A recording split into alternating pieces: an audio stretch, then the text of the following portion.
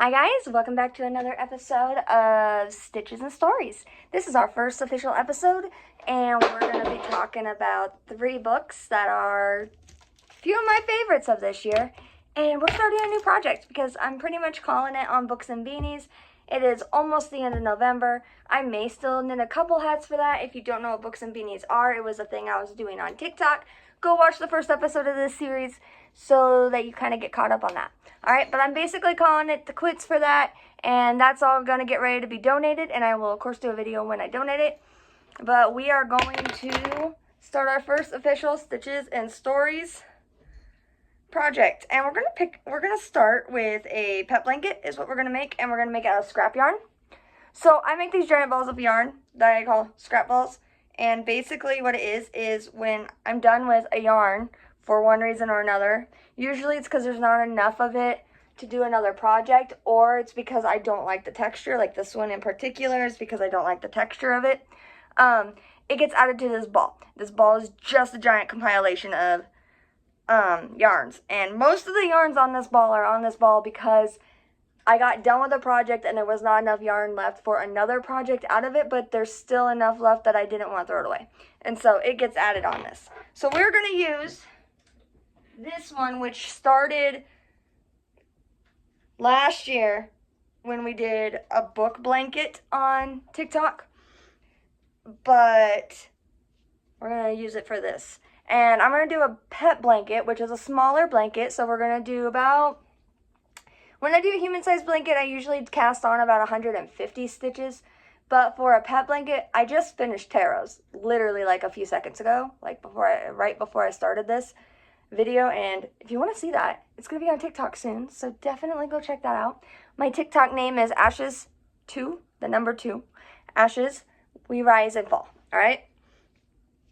And you can find it in my link tree, which is in my bio on here. So we are going to cast on about,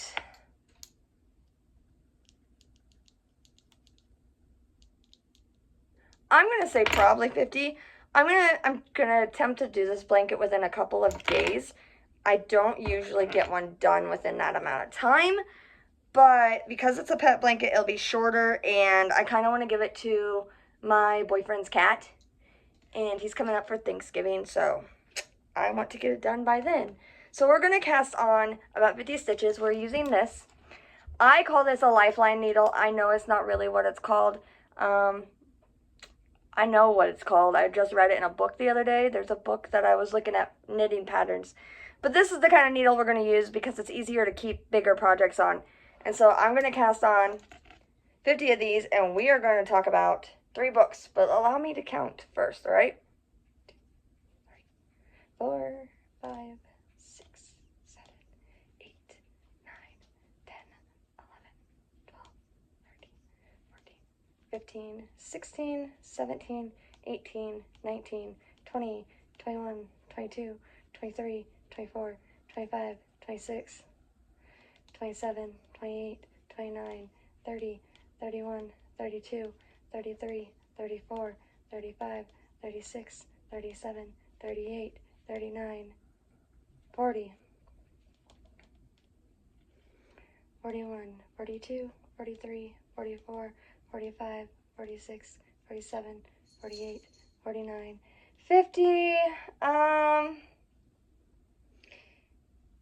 I'm going to go ahead and add an extra 25 stitches.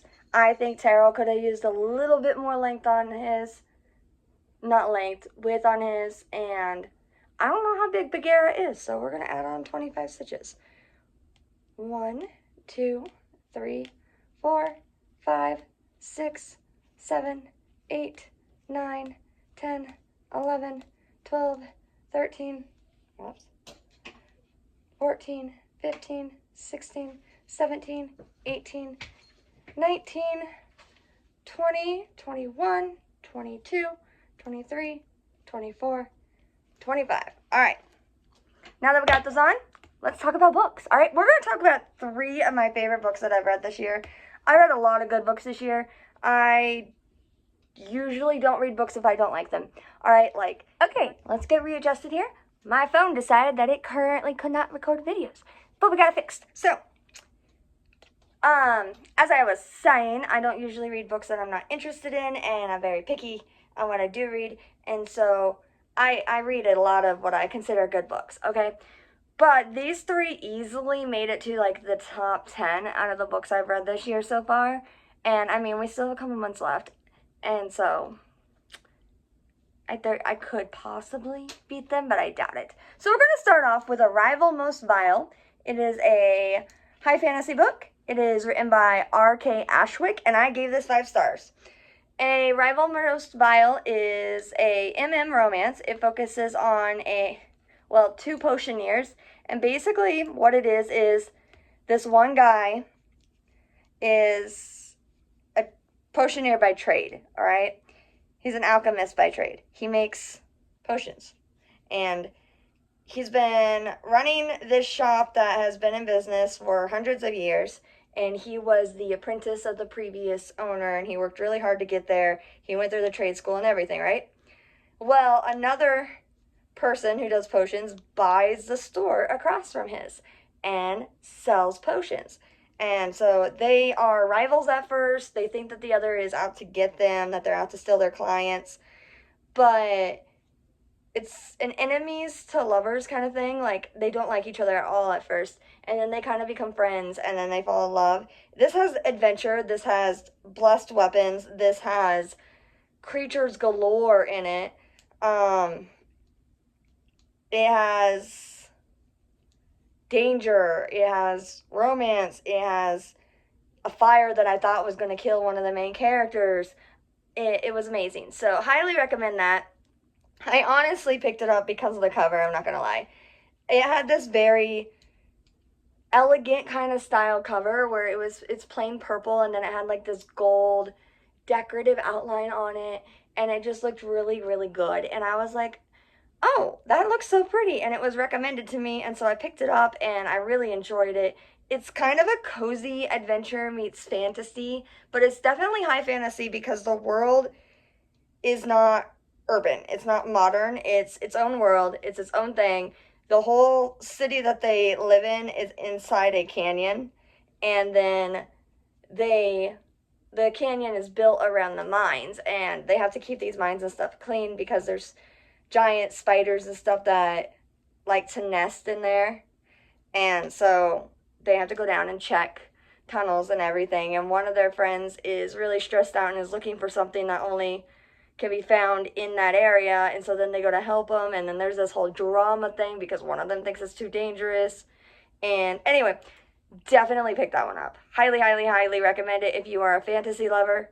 My stitches are a little tight right here. That's normal on a first row of a project. Sometimes I have to drop a stitch or two because of that, but it's only on the first row. Once we get through it, we'll be good. The next book we're going to talk about is The Meg. Okay, I didn't know if I wanted to read this one, but I like the movie. And it's by Steve Alten. I think that's how you pronounce it. Alten. I gave it 4 stars, and I only gave it 4 stars because I went into it after seeing the movie. Like, I think if I had read the book before I watched the movie, the book probably would have hit different. But considering I already knew, I mean, you kind of know by the title the basic plot of the movie. The shark movies, it's always the same story, right? Government conspiracies, megalodon on the loose, ex-military people. But I was scared to read this one because it has a lot of big scientific words in it. And so I got it, actually. I found out our library had it on Libby, and so I picked up the audiobook of it and rented it through them and listened to it. And I enjoyed it, and I'm glad that I listened to it because I would not have been able to pronounce some of the stuff at all. And the narrator did a good job with the Japanese accents and the Japanese names which are in it, which is really good. And my niece, who is 9, she wants to read it, but she's not quite at this reading level yet, and she wants to read it. Sorry, hold on guys, we're struggling with this stitch. One of the stitches is stuck at the base. Gonna toy with it for a minute.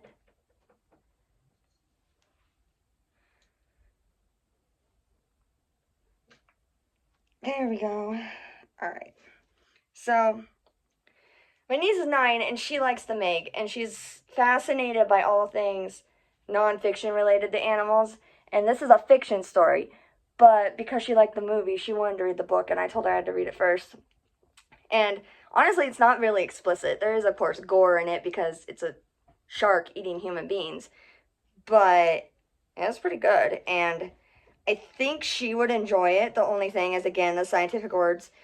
They're just huge, which makes sense with this because this is not. It's not science fiction in the way of space and time travel. It's science fiction in the way of they're scientists exploring our natural world, and they are confronted by this prehistoric creature that they thought was extinct, and then they have to develop new technology and new ways and stuff to stop it.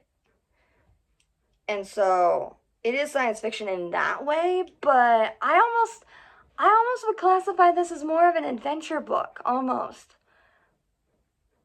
Kind of like Jurassic Park. I mean, it would be science fiction, but it's more of an adventure almost. So I'm not actually sure what genre this would fall into per se, but I really enjoyed it.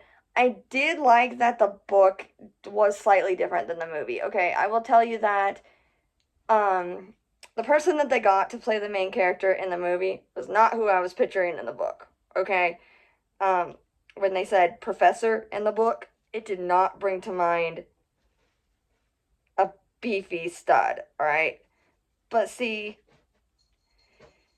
in the movie, they emphasize his military career. Sorry, guys, I'm about to lose a stitch. In the movie, they emphasize his military career a lot more than his academic career, where in the book, they emphasize both. Alright? So he did both. He was a professor and he was in the military.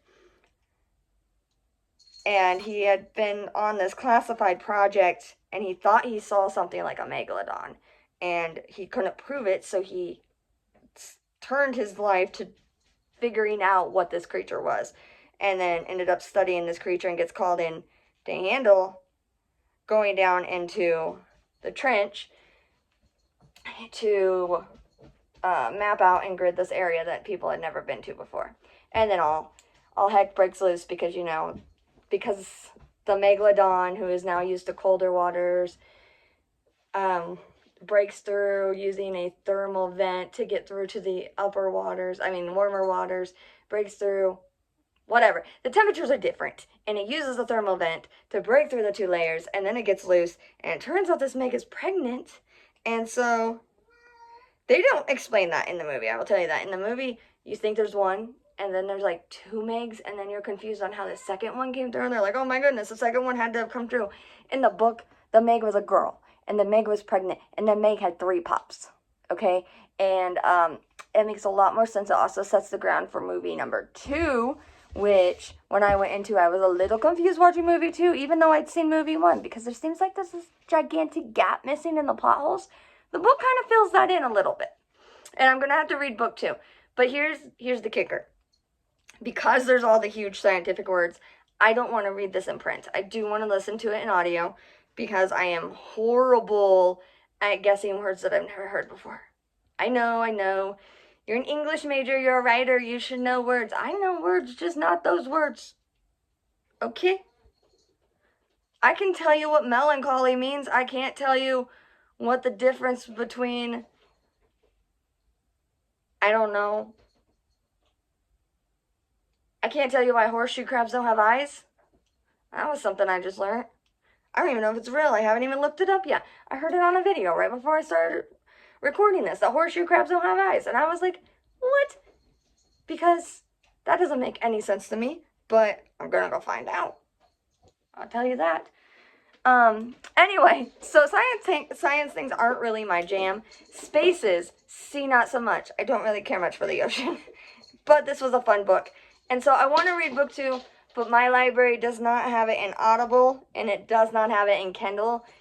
And I did not go in to ask if they had an imprint copy because I wasn't going to read it in print copy. So I might just have to buy that book in audio. And it's called The Trench, like in the second one, so second movie, so that'll be good. So I give that 4 stars, and if you like adventure stories, pick it up. And then the last book we're going to talk about, super excited about. The last book we're going to talk about is A Grim Reaper's Guide to Catching a Killer by Maxi Dara, and I gave it 5 stars. This is paranormal urban fantasy, okay? Paranormal urban fantasy because they kind of blur the lines. It also has a little bit of science fiction in it, which is normal for most fantasy books. Fantasy and sci-fi are basically siblings, right? They come from the same tree. It's just one's in space and one focuses on magic, is basically what it is. Science, magic. That's the way you break it down. But usually they have the same actual kind of themes and stuff in them, and they are very closely related, like Star Wars, science fiction, fantasy. It's both together, okay? And because the Force technically classifies as magic, even though it's like a religion. It's all complicated. Anyway, they're besties. They've grown up together. These two genres have, and they're just living their life out there, sipping their frappuccinos or whatever they're doing.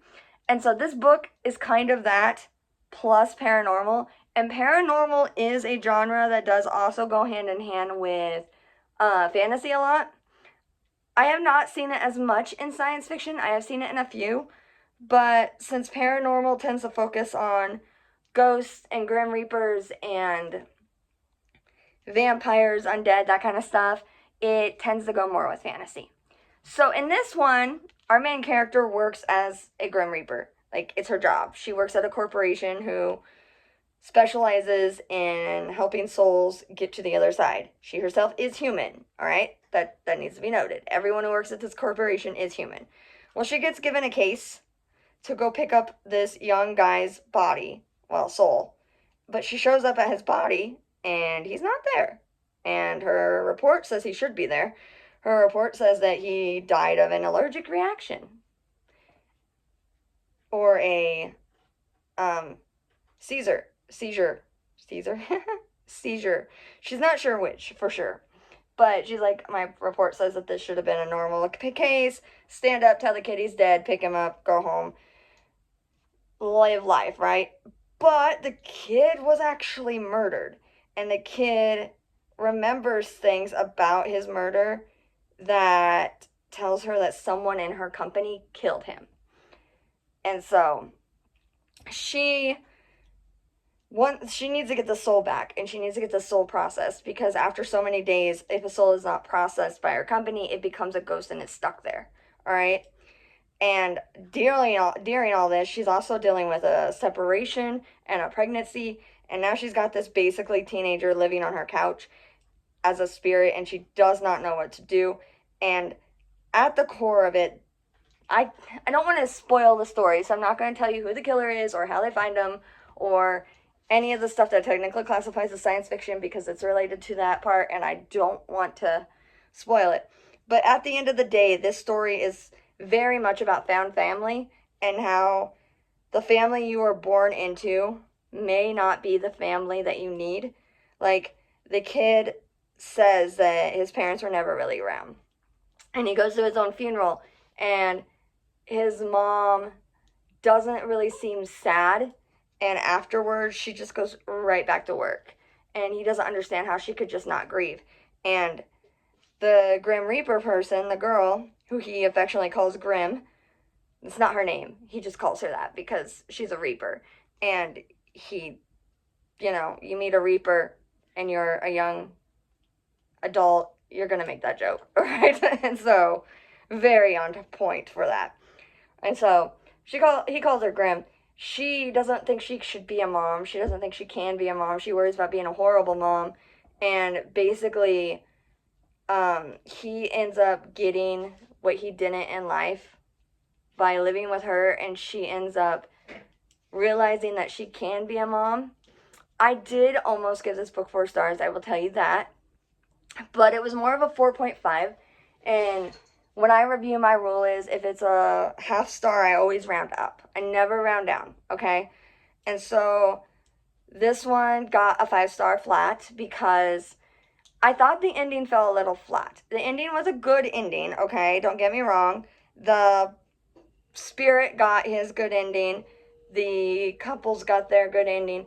The only issue I had is that I almost expected, and this is kind of a spoiler, okay? Kind of, but not quite. But I almost expected a reincarnation element to this. Like, I was like 90% sure that the chick's baby was gonna be the boy's soul, like reincarnated. That's not actually how it ended up playing out, which makes sense because of the story and the process that it talks about and the things that they discover in the book about souls that they didn't know before. But I was a little shocked because I myself don't believe in reincarnation, but I know others do. But I really kind of wanted it in this book. I really kind of wanted their kid to be that boy, but it wasn't. But that's okay. So I rounded up to 5 stars instead of a 4.5. And let me see, do we want to go over one more today or not? What do I got on here? Bunch of kid books.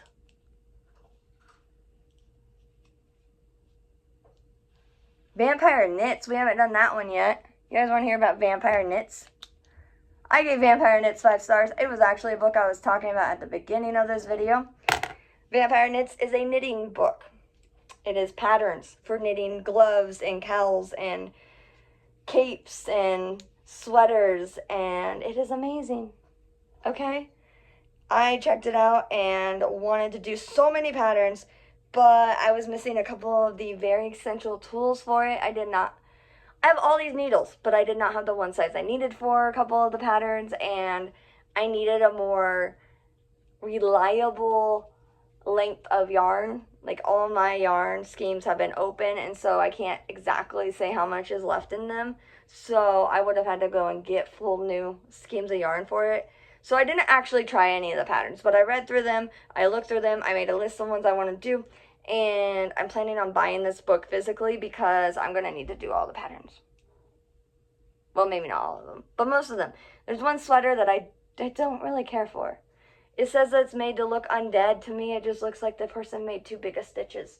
But that's alright. So I gave that one a 5 stars too. So if you like to knit like I do, go pick it up. Vampire Knits. It's great.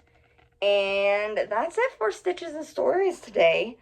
See, this is like a 20-something minute video, and we got this far on the pet blanket.